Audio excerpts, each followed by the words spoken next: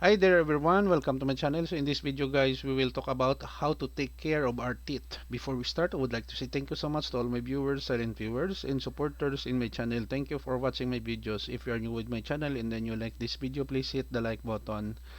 Don't forget to share and please support my channel guys if you are new by clicking the subscribe button. So let's begin. How to take care of our teeth.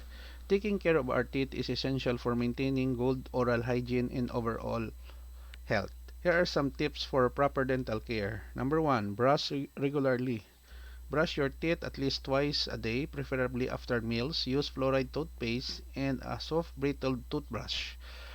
Brush gently in a circular motions to remove plaque and food particles.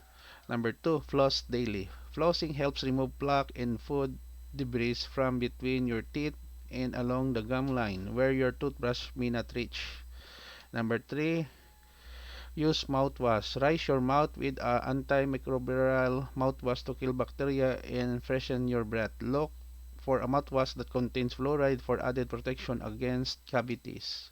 Number 4. Maintain a balanced diet. Limit sugary and acidic foods in drinks as they can contribute to tooth decay and erosion. Instead, opt for a diet rich in fruits, vegetables, lean proteins, and whole grains.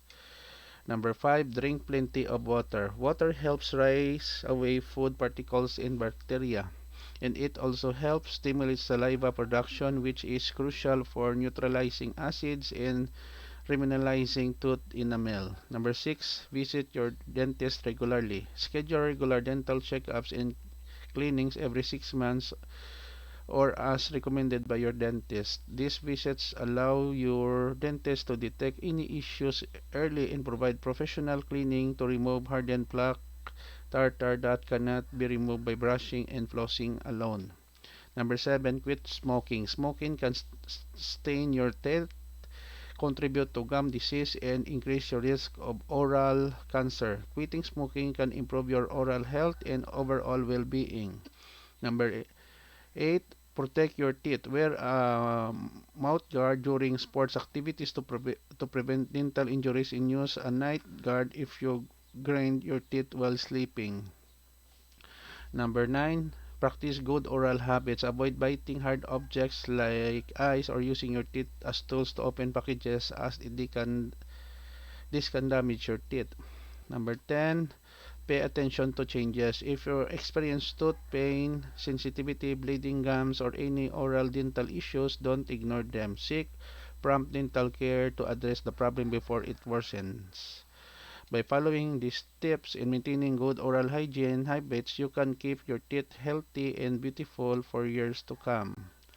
Okay guys, so this is the tips that we can learn on how to take care of our teeth. Thank you so much for watching. I hope that you have learned something new in this video.